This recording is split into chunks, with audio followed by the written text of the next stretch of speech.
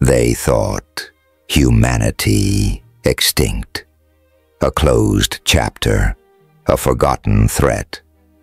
But when freedom called, the legends answered not with words, but with judgment. This is not a story of war. This is what happens when history awakens. It may seem small, but trust me, it really helps. YouTube, share this story with more sci-fi fans like us. I'd love to see who's watching. The sky cracked open above Silurath, the Harathi capital. Once a sprawling marvel of crystalline architecture built into the cliffs of Var 9, was dying. A white-hot beam tore through the city's northern sector, turning towers into columns of flame and smoke.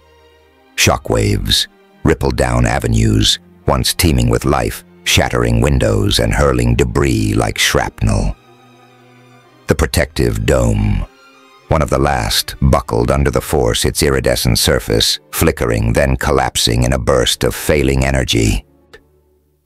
Screams echoed between stone and steel. Another impact shook the earth. The ground split in Market Quarter, Theta swallowing a tram line and half a dozen storefronts above sleek obsidian ships circled in low orbit, their weapons platforms glowing, calculating.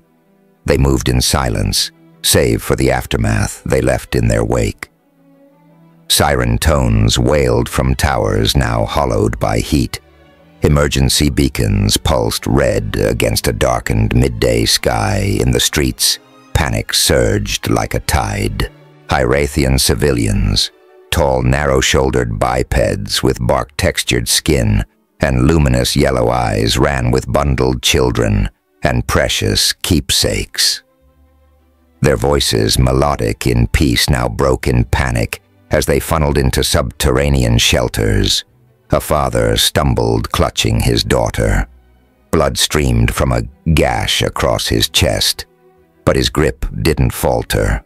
Around him, others fell, struck by debris or simply overtaken by the chaos. Medics, pale-scaled and silent, worked with grim focus, knowing their work delayed the inevitable. Inside the central defense spire, Counselor Rin stood before a fractured, hollow map. One hand pressed to his brow, the other clenched at his side. The map was red entirely. Every district, every defense satellite offline, destroyed. "Confirm again," he said, voice ragged. The officer beside him, younger, shorter, sweat streaking the sides of his dark, chitinous face, gave no preamble. "We've lost the final shield array over the central ring. Orbital batteries are gone. Southern bunkers report full saturation. Civilian shelters are holding. But for how long?" Counselor Malson exhaled, the breath quivering. His mandibles twitched as he turned to the others, seated at the circular table. 13 figures, all elder males, former generals, scholars, religious leaders, sat in silence. Jack Broad, scarred, and still wearing a half-burnt uniform, pushed away from the table. "It's over." The silence deepened. A flicker of defiance lit in Kovalreth's eyes. "No," snapped one of the scholars. "Reth, we can rally, fall back to the eastern valleys, merge with resistance cells." "There are no valleys left," Jack said flatly. "The planet is already a tomb. All that remains is when the smoke stops rising." Molson leaned forward. "We are not entirely without recourse." The others looked at him. The silence thickened. Below the city, he continued, voice steady now. In the old catacombs beneath the Temple of the Nine, flares, Kov stiffened. "You cannot mean I do that device is sacred," spat Reth. "It was not meant for desperate hands. It was a gift from the Ascended Ones. It was a warning. Jek cut in and we ignored it. We held on to stories and myths because they were more comforting than facts. That obelisk, wasn't placed by God's wrath. It was left by them. The word hung like lead. "Gather the circle," Molson said, turning from the table. "We're going down." The entrance to the temple had once been a place of pilgrimage. Tall stone columns encased in glimmering mineral resin, designed to catch sunlight and refract it into spectral rainbows across the inner sanctum. Now the air reeked of smoke, and the floor was littered with dust from the tremors above. They passed through without ceremony. The descent into the lower catacombs was steep cut into the mountain's bone, centuries before the city was born. Torches ignited as the antechamber's sensors detected their presence. Blue flame flickering along the wall, grooves revealing ancient carvings, spirals, star charts, war. And at the center of the chamber, the obelisk. It stood 3 meters tall, jet black matte, but patterned with hairline etchings that pulsed faintly, almost imperceptibly, as if remembering light from another time. Around its base, 3 concentric rings sat embedded into the floor, bronze tarnished, engraved with text, "Noharathi," alive could read. Malzahn stepped forward, the circle of elders watching in heavy silence. "I read the scroll once," he said, "the original, transcribed from the survivors of the silent exodus. They spoke of a message left behind by the ones they called the lost war-born creatures of fire and purpose. Their name was short, sharp, humans. No one spoke. They left this." Malzahn continued with a single instruction. "Do not use, unless freedom is dead." Eldereth's voice cracked. "We don't even know what it does, no," Malzahn admitted, stepping toward the first ring. "But we know it was left for moments like this." He placed his hand against the outermost ring. It was cold. Too cold. "Counselor." A voice called from behind, but it was too late. Malzahn pressed. The ring shuddered, moved. It rotated clockwise with a grinding sound, the grooves lighting up in amber light. The second ring began to glow. Another hand. Elder Zoran moved forward, silent, tall, skeletal. He pressed the middle ring. This one turned slower, pushing back slightly before giving way. The light became red. The innermost ring awaited. Then General Jek stepped forward and placed his hand firmly. The moment his palm touched the surface, the room fell silent. Even the tremors from the bombardment above seemed to still. The third ring rotated. With a low hum, the obelisks surged with light from bottom to top. Not in pulses, one smooth ascending wave like a circuit completing for the first time in millennia. A loud crack echoed through the chamber. From the apex of the obelisk, a thin rod emerged metallic and spiraled and released a silent pulse. It shimmered upward, phasing through rock, steel, and sky without resistance. Before vanishing into the stars, it vanished within seconds. Silence reclaimed the chamber, the 3 rings now glowing with soft red light locked in place. Far above in orbit, several ships of the Coalition detected the surge. Their analysts flagged it as a high-energy burst on an unrecognized frequency inside the command bridge of the Coalition dreadnought. Tenax Vorn reviewed the signal with a smirk. His armor gleamed under the sterile white lights, a sharp contrast to his hairless purple-gray skin and elongated jaw. He glanced at Lex, a young insectoid officer from the Gresh caste who was blinking nervously. "Ritual broadcast," Vorn said with amused disdain.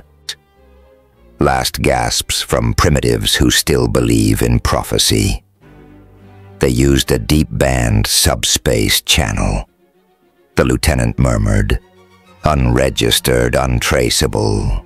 Vorn waved him off. If they had a real fleet, they'd have used it by now. He returned to the strategic map.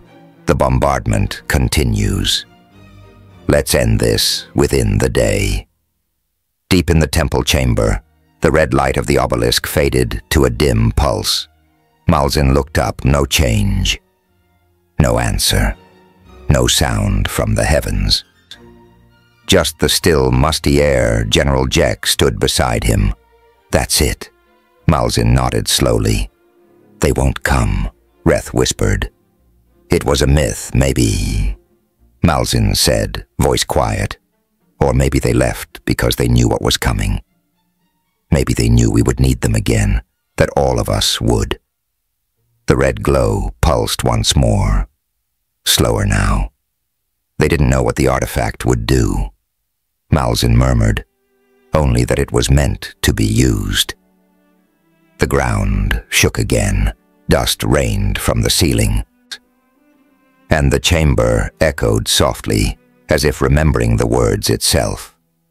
When freedom was dead, the pulse registered at Aero 347, Standard Galactic Time, inside Orbital Command Station, Egeron 4. The data came as nothing more than a flicker, an irregular spike in subspace resonance across a decaying frequency band. No alarms were triggered, no protocols were breached. No protocols were breached. It was catalogued, queued, and flagged for review.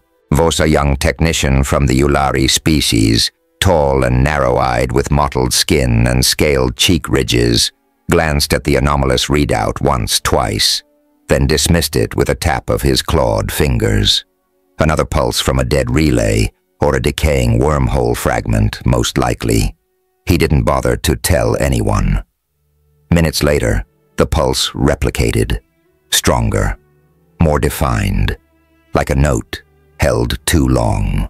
Inside the Coalition flagship, a Tenax Admiral Vortalum stood before a wide holographic projection of Varn 9, its atmosphere marked with scar tissue from continuous orbital strikes. He had not moved in hours. His pale violet skin gleamed under the bridge's harsh white lights, the ridged plates across his skull catching faint glints from the command displays. His fingers rested calmly on the rail, observing, calculating.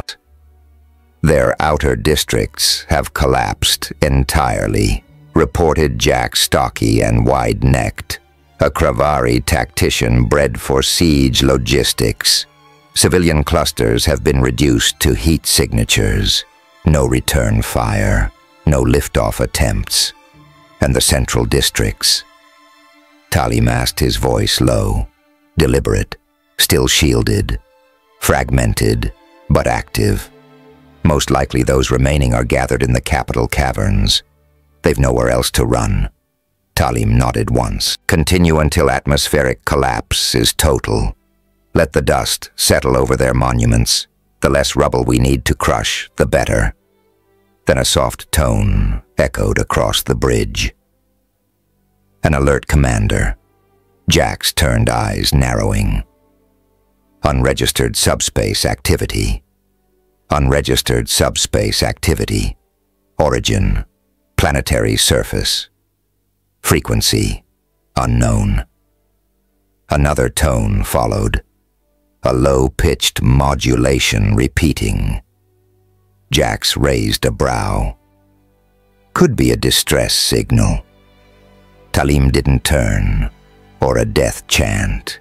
Should I flag it for signal intel? A pause. Talim allowed a faint smile to touch the corners of his mouth. No, it's nothing. Just a superstition cast into the void. Let them howl to the stars before their end. I want bombardment completed in 36 hours, understood. No one questioned him. 35 hours later, the silence broke. It began with a ripple.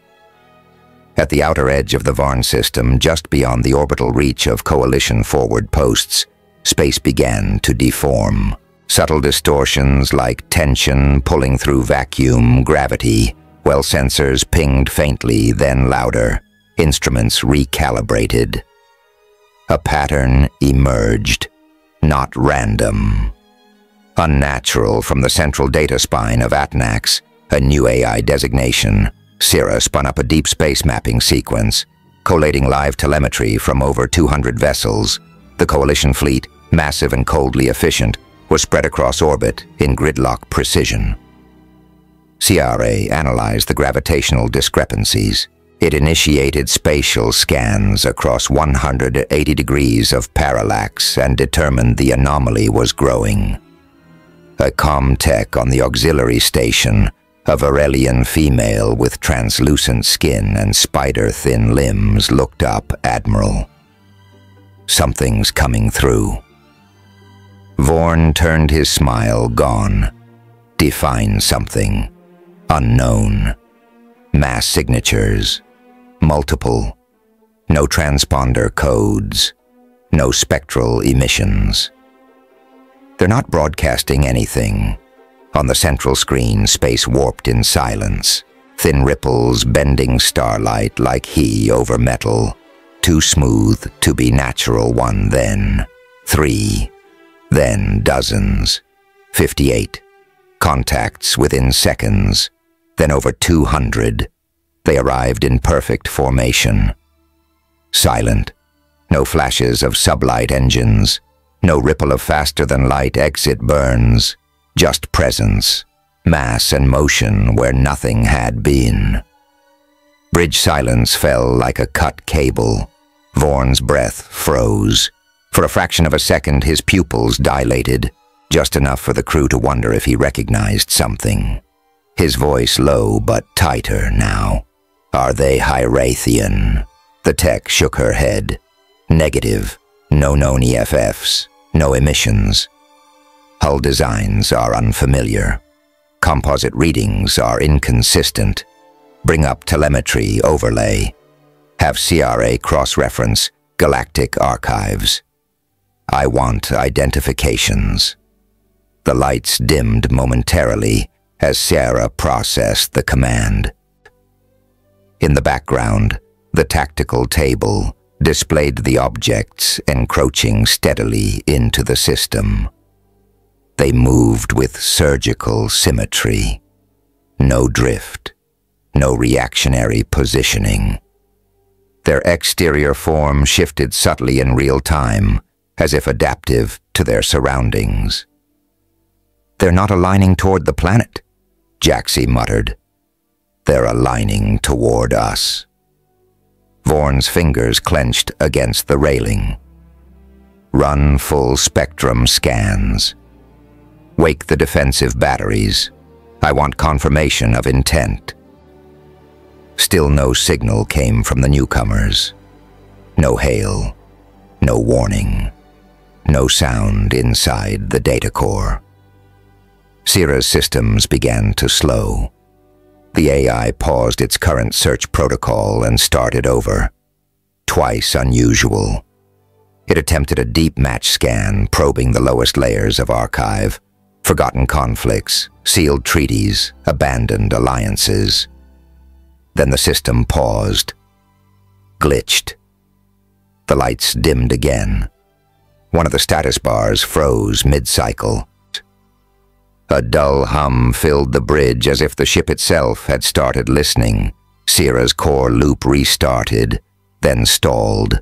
Sierra halted its voice functions, then rebooted core linguistic processes. Another pause, then partial match found. Vorn stepped forward. Display on the bridge screen. One entry unfolded. Species, human classification, extinct. Last known activity, Epoch 999. ZT-4 treaty, presence, null. Threat index, classified status, extinct. Perceived capability, unsurpassed response protocol, locked. Peril assessment. In. The voice stuttered. The text looped, reformatted, blinked, then froze. The final line displayed steady, now rendered in red across the bridge wall. Species humans, status, extinct, peril level. unquantifiable. Sierra's voice, now metallic and flat, rebooted once more. A pause. Then species humans, status extinct. Peril. Incalculable. The room held still. Cold. And in the space beyond the stars, the black ships waited. A single human vessel moved, just one. Among the hundreds in perfect formation, it was the only anomaly, its trajectory shifting by mere degrees, as if adjusting for gravitational drift. The movement was minuscule, almost imperceptible, but it rippled through the coalition ranks like a gunshot. Inside the Atnax, Vorn stood motionless, hands gripping the railing before the tactical display. Sweat clung to the inner seams of his collar. Around him, the bridge crew worked in absolute silence, eyes locked on feeds that told them nothing and yet said everything. "They're not scanning," reported Lieutenant Crivanteni, twitching in confusion. No emissions, no signal sweeps, passive positioning only. But what? Vorn snapped. "They're adapting." Kriv said, his voice brittle. "Each vessel corrects its alignment in micro-intervals.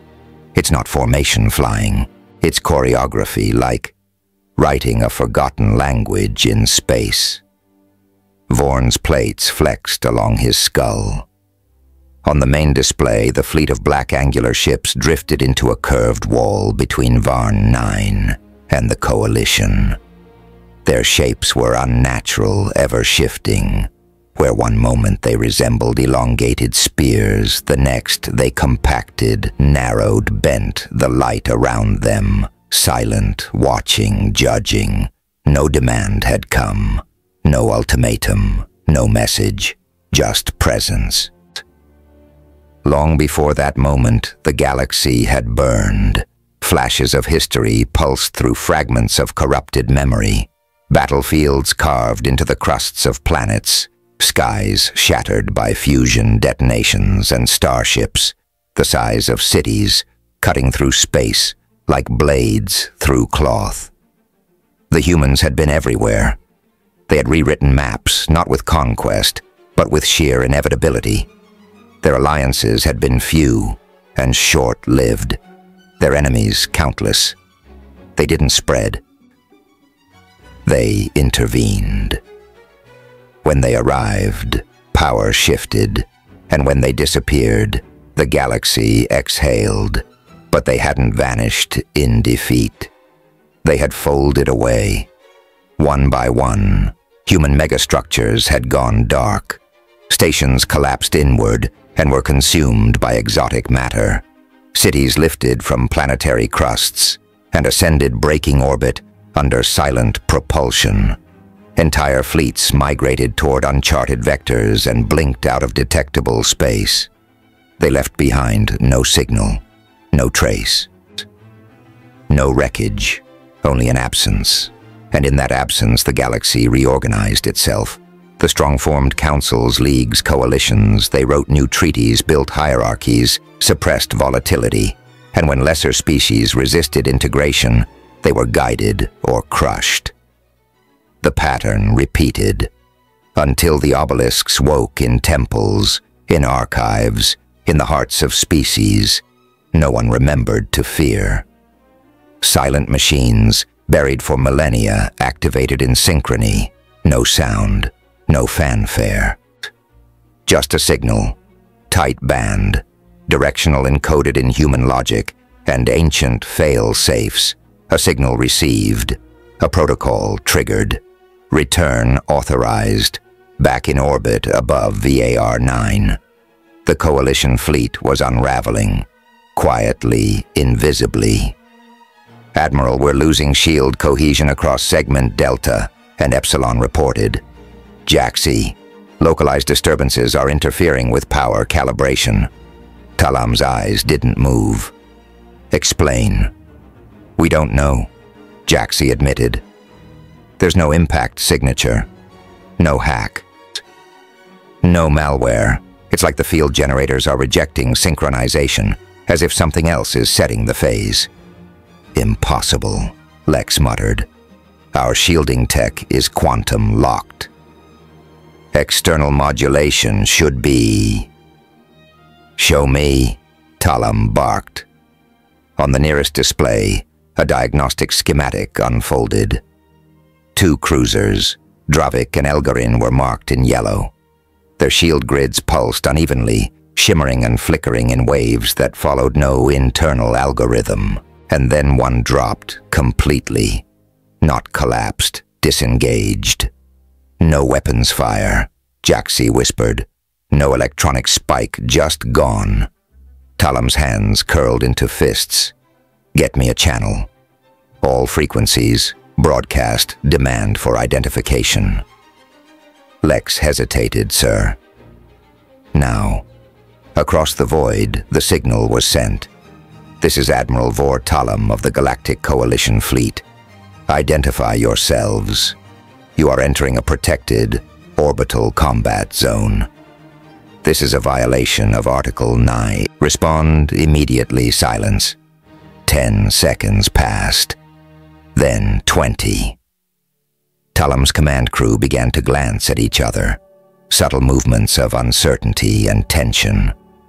30 seconds, one of the junior officers shifted his weight, then quickly froze, as if afraid even movement might trigger a response.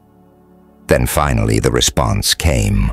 One ship, centered in the human line, broadcast a single return pulse. Not a voice. A file. It unfolded across the Coalition's comms like a verdict. Treaty Era 1. Delta record confirmed under provisional interference. Protocol. Call received. Freedom compromised. Intervention authorized. Intervention authorized. Execution in progress. The message ended. No flare, no burst. Just a silence that didn't feel empty. Then came the collapse. No modulation, no emotion. A mechanical delivery wrapped in absolute certainty. Commander Thurn looked up from the message feed, his throat dry. That's not a warning. It's a sentence. It's a sentence. Another ship flickered, its silhouette distorted briefly just for a frame. A shimmer of something too complex for visual processing. On the Atanaxes bridge, emergency readouts began to light up, shields collapsing on Vossar Niljek and Baram. All 3 showing catastrophic resonance mismatches. How is this possible? Creve stammered. Talum said nothing. It's not a weapon, Jax murmured. They're not attacking us. They're disabling us. Across the tactical map, Coalition ships began to show errors in propulsion sync. Targeting matrices cycled endlessly, unable to lock communications between vessels, looped into incoherent echoes. Fragmented, spliced, misrouted. Even Atanaxes' internal AI stuttered processing cycles, looping in silence, then cutting off entirely. The ship had gone deaf to itself. Someone was reprogramming the space around them. Talum finally spoke. Prepare to fire.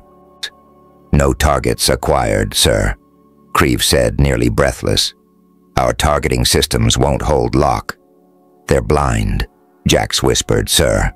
They're blinding us without firing a shot. Talum turned toward the display.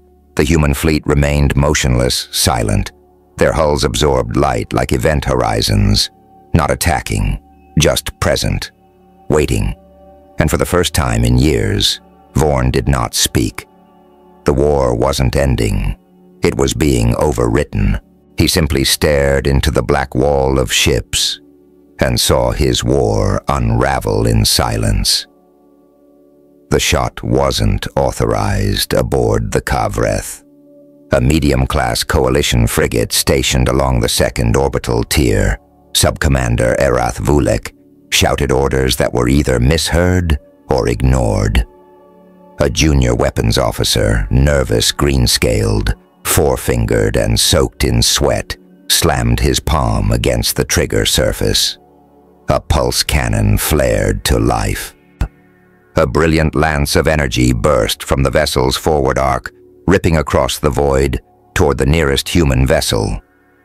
Coalition protocols immediately fagged the shot as unauthorized. The fleet-wide channel erupted in overlapping voices. Who fired? Stand down. Identify who fired. Now. The human ship didn't flinch. It didn't move. The pulse crossed the space between them, seconds only. But the tension twisted reality itself. The projectile never reached its target, because there was no impact, no detonation, no countermeasure. Instead, a line appeared, thin, clean, oblique. The Kavreth's hull split down the center, not torn, not melted, separated like a line erased from a page. A cold, silver filament so faint, it might have been a shadow extended from the nearest human vessel for just a moment. Then it vanished. There was no sound, no light, no recoil, just the front half of the Kavreth, drifting forward, slowly peeling away from the rear. Atmosphere vented in an elegant arc. Bodies caught mid-motion, still strapped to their posts. On the Atanax, Admiral Vortalum didn't move. His gaze locked on the tactical display, where the icon for the Kavreth flickered, then dimmed. "Do not return fire," he said. But it was too late. The humans were already moving. The formation, once static and aligned, like a monument, began to shift. Units rotated inward, spacing calculated to the meter. Some vessels ascended out of the orbital plane, while others dipped low, creating overlapping fields of influence. It was a maneuver, but it felt like something else, like architecture being built in motion. Lexi's voice cracked through the silence. New heat signatures across the human fleet, low-yield EM surges, vector patterns unknown. "They're warming systems," said Commander Jack's plates, drawn tight. "Not weapons processors." As the humans repositioned, new anomalies surged through coalition systems. Sensors began to spin, literally. Tactical readouts looped, endlessly rotating displays into recursion. Artificial gravity fluctuated on 4 dreadnoughts. Internal comms sparked and cut. A command post aboard the Gorellan reported its own tactical AI had shut down mid-cycle and refused to reboot. "Someone is inside our systems," said Lexi. "But there's no intrusion protocol, no signature." Admiral Vorn stared at the map. His own display fuzzed at the edges as if the simulation couldn't keep up with what was being rendered.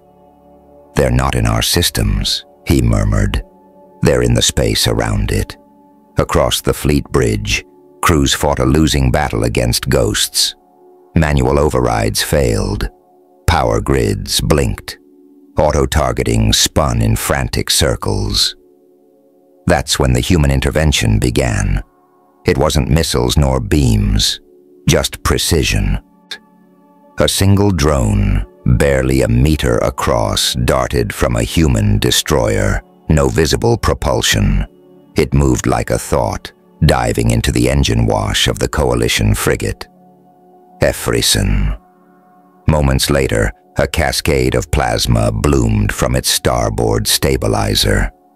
The ship rotated out of formation, helpless, trailing vapor. No explosion, no counterattack, just silence. Another drone. A triangle of shifting metal embedded itself against the hull of the Jerenvak. It vibrated, that's all. Then, the ship's comms died. Engines froze. Lights went out. It didn't fall. It simply drifted. Crippled. Still no demands, no broadcasts, no threats. Just action. Deliberate and absolute. And for the first time, the coalition realized what it meant. To be seen and not heard. Admiral Vorn gripped the edge of the display, the ridged plates of his hand flexing under strain. "Where are they targeting?" "Jaxi," replied Grim.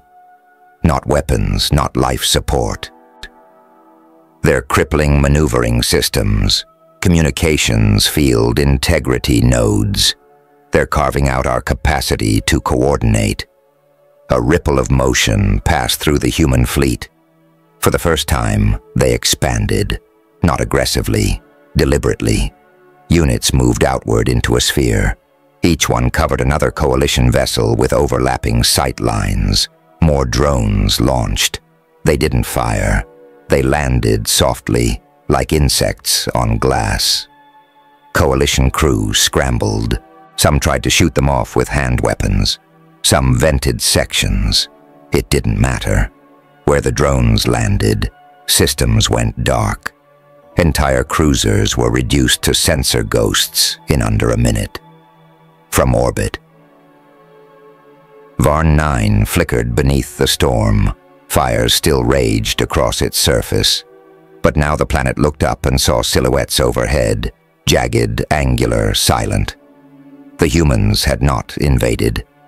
They had intervened. On the bridge of the Atanax, Commander Jaxay whispered, "We can't fight them." Talim didn't respond. One remaining coalition battleship, the Varenic, attempted to re-engage, charging a forward cannon. The system stuttered, fired off course. The round spun uselessly into the upper atmosphere of the planet below. A reply came instantly. From the void, a lattice of red light flickered. It didn't strike the Varenic. It struck space right in front of it. The entire field ahead collapsed. Gravity twisted. The Varenic lurched back, its own momentum arrested mid-flight, redirected by something invisible. No force, no impact, only correction. "They're rewriting physical constants," Lex said, eyes wide. That wasn't a shield. That was spatial denial. Talim's voice was flat, and yet they haven't fired a single shot. No explosions, no flame, just entropy. Across the coalition fleet, ships either powered down, spiraled out of position, or were surgically rendered irrelevant. The war had begun, and still the humans said nothing. The sky above the Herathi capital was no longer dark. It glowed, not with fire, but with motion. Angular shadows slid across the smoke-choked clouds, too precise to be natural, too fast to be counted. Children stood at the mouth of the lower shelter tunnels, eyes wide, arms held tightly by parents who couldn't decide whether to run or kneel. Ash drifted over the ruins of Silurith like falling snow. And high above, something broke the atmosphere. It didn't roar. It didn't burn. It shimmered. A single human fighter streaked across the sky in a blur of silver and blue, trailing no exhaust, emitting no sound.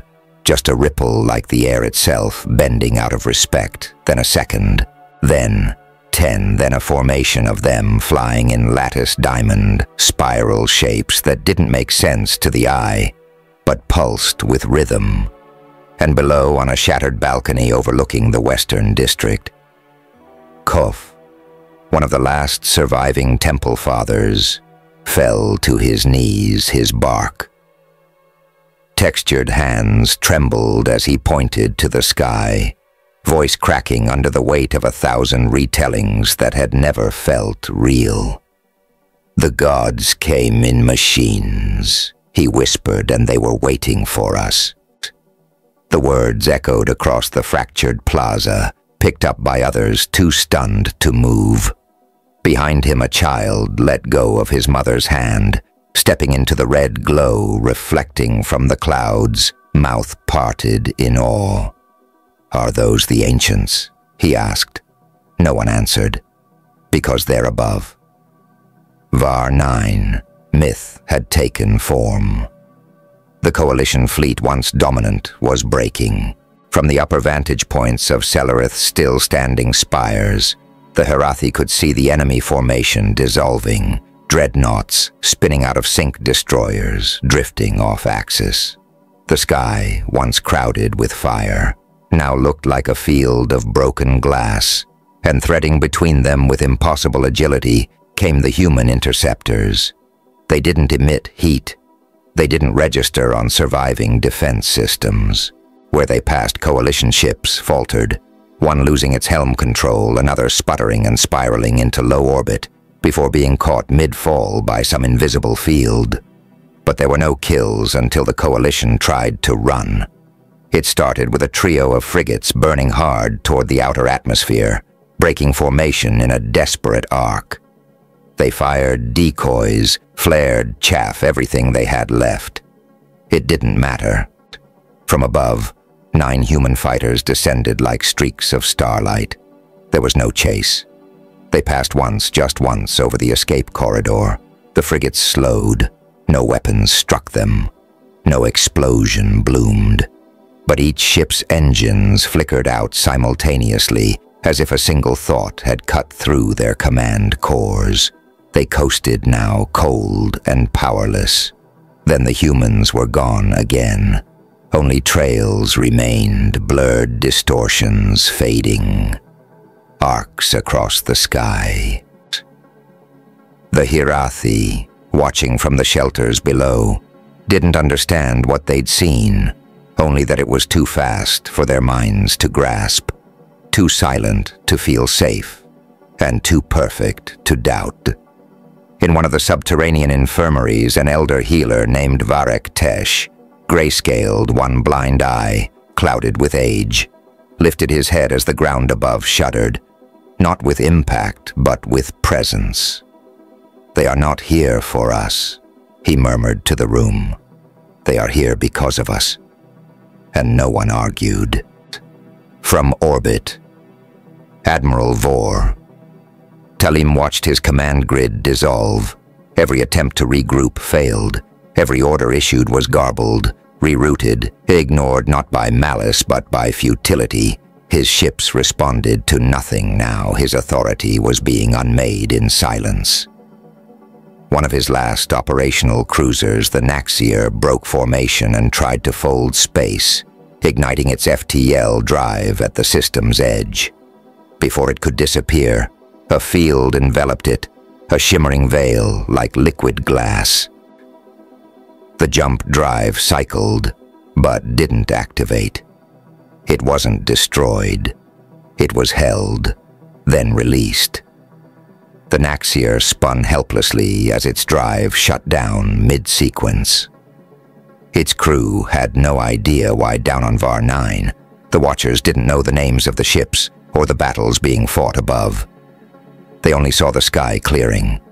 The flames that had devoured the upper sectors were dimming now, not extinguished, contained, reducing the cloud banks peeled back. The air was still scorched, the ground still bleeding, but the panic had stopped because someone had answered the call. No one heard the humans speak. Not a single word came from them, but their presence spoke louder than any proclamation.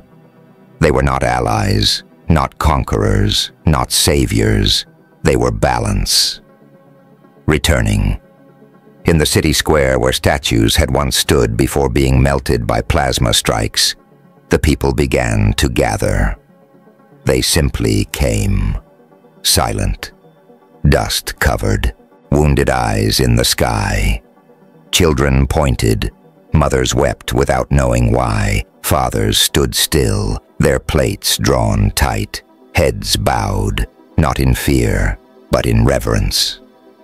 Elder Coven's voice came again, louder this time. They waited.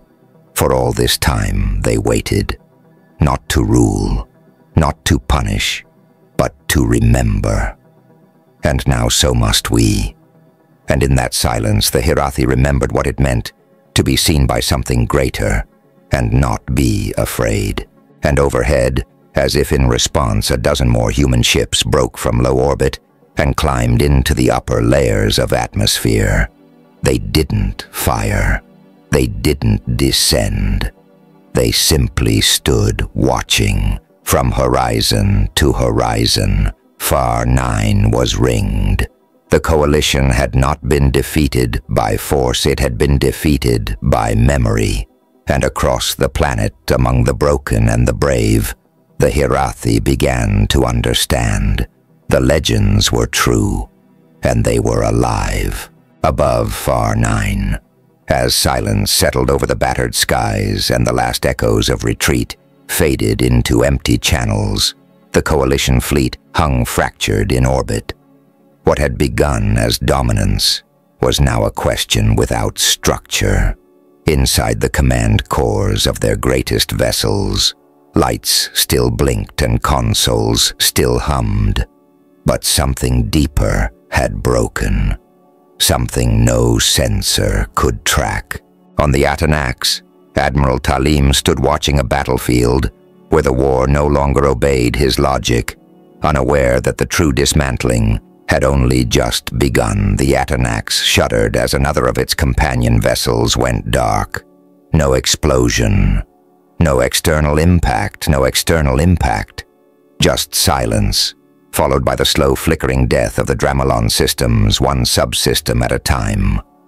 Inside the Coalition command chamber, panic was no longer beneath the surface. It was visible. It was visible. Audible tactical officers shouted over one another, fingers racing across their consoles, eyes wide, with data that contradicted itself. Communications from Sector Gamma are echoing backward. Sensor loops are registering phantom signatures, awaiting clarification. We've lost predictive targeting on the upper arc. The AI can't calculate intercept paths. Admiral Vortalim stood at the center of it all, unmoving, pupils dilated. Behind his composure, he knew the pattern. He had studied hundreds of battle doctrines in his lifetime, but this wasn't a doctrine. It was a collapse. A voice called from the upper tier of the chamber. Tar, broad-shouldered, red-skinned from the Heer caste of Ser Nari. He'd fought in 7 campaigns and held the line against a Vorder swarm. He was shouting now, "We're not facing a fleet." Tulum turned his head slightly. Tarith's voice cut through the chaos. "This isn't a fleet. It's a system. We're inside it. And it's closing around us, out in orbit above the war-scarred hemisphere of VAR 9. The battlefield looked static, but closer inspection revealed movement. Subtle, intentional, perfect. The human vessels, once aligned in a simple wall, had formed a lattice of influence. They no longer moved toward targets. They moved around them. Coalition cruisers rotated in place, trying to adjust. One destroyer, Velgro, attempted a full-burn strafe toward the planet's dark side. Midway through the maneuver, its gravity coils buckled, not damaged, inverted. The ship folded halfway through the turn, one side pulling in a direction it no longer understood. Artificial gravity, failed crew, were pinned to walls. Decks collapsed inward. Emergency protocols triggered, then shut off. The ship simply stopped functioning. Above the Coalition battle grid, a sensor blind spot widened, artificial, constructed, exact. 2 human ships shifted position by less than half a degree. In the center of that wedge, a Coalition capital carrier. The Ravennic lost all external uplinks. Its hangar bay doors refused to open. Its ammunition loaders locked, mid-cycle. Auto-targeting spun in a loop, unable to find a fix on objects that weren't cloaked, but absent from registered mass catalogs. A junior tactician on the Ravennic stared at the empty sensor grid, sweat dripping from his brow. "They're not invisible," he whispered. "They don't exist."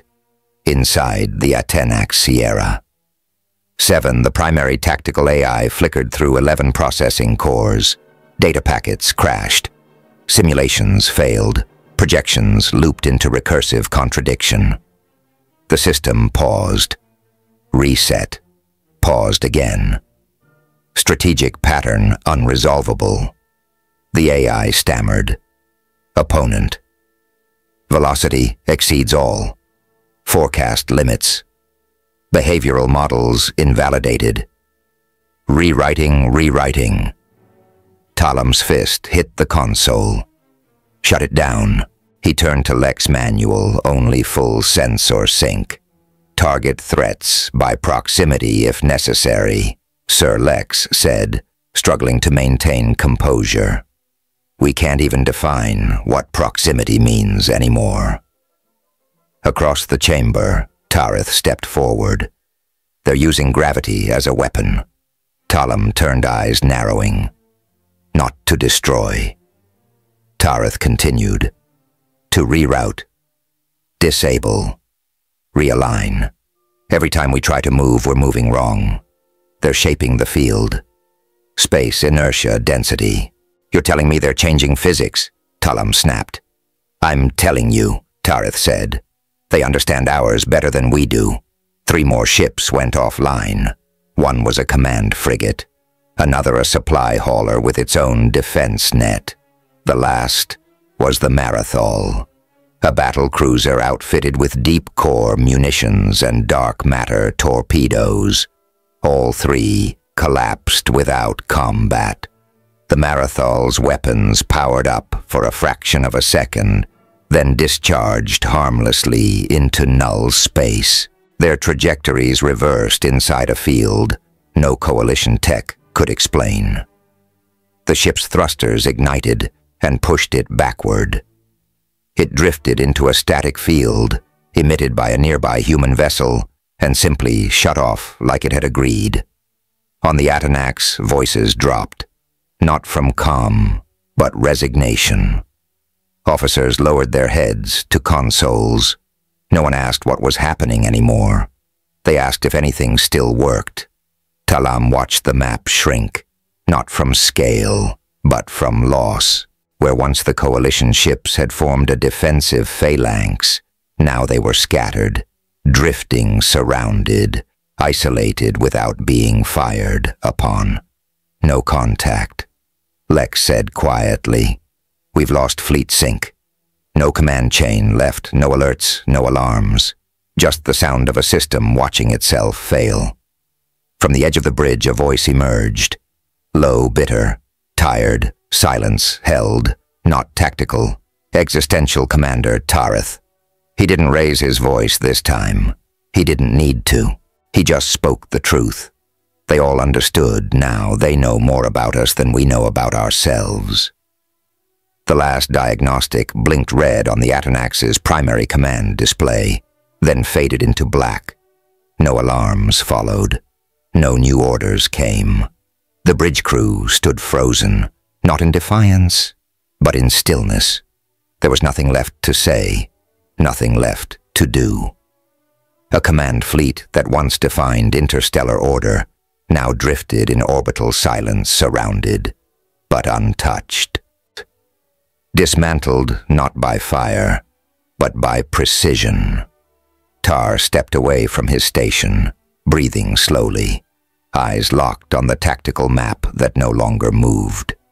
What had begun as a war had ended as a lesson, and the silence once terrifying now felt deserved. The human fleet ceased fire at once, not gradually, not unevenly. All systems halted in the same second, across hundreds of vessels, across thousands of kilometers. Turret arms folded back into hulls. Drones reversed course and disappeared into hangars. Point defense arrays dimmed. Navigation lights blinked out. Even passive sensors seemed to hold their breath. And nothing followed. No advance. No chase. No transmission. The Coalition ships that remained operational did not wait for permission. They turned. The Baryanth, a long-range cruiser with burn marks scarring half its hull, disengaged and fled toward the edge of the system. Then another, and another. Like broken teeth scattering from the mouth of a shattered beast, none were pursued. The human ships remained perfectly still. In the sky above Varn 9, their presence still loomed, vast, silent, watching, but now they were motionless, sentinels without expression. Their formation pulsed faintly with micro-adjustments, maintaining absolute alignment, like celestial instruments, as if their very geometry enforced the silence. Below, on the battered crust of Silurith, the fires had finally stopped climbing. In the ruins of the Temple of the Nine Flares, where ash coated the once golden floors, children and elders alike stood in the open. They stared skyward without speaking, their breathing slow-measured, as though afraid that a single word might wake the sky again. From the edge of the broken plaza of memory, Counselor Darek Malsin stepped out from beneath a collapsed shelter archway. His bark-hardened robes were torn and bloodied, but his posture was upright.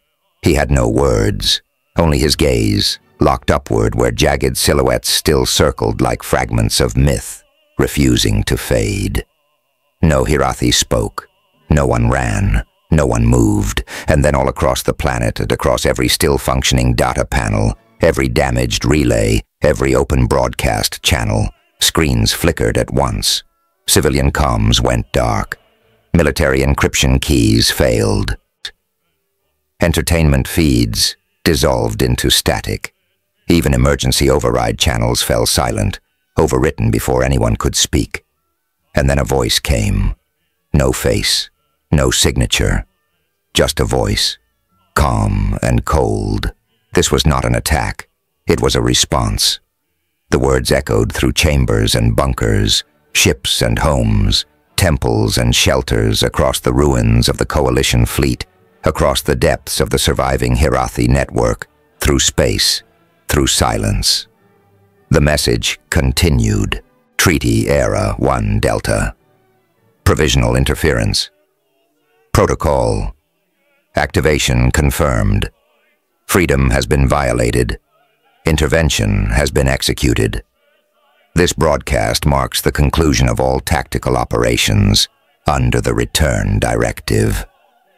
No reparations are owed. No negotiations will follow.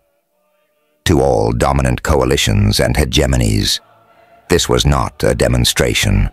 This was precedent. If freedom is threatened again, our response will scale accordingly.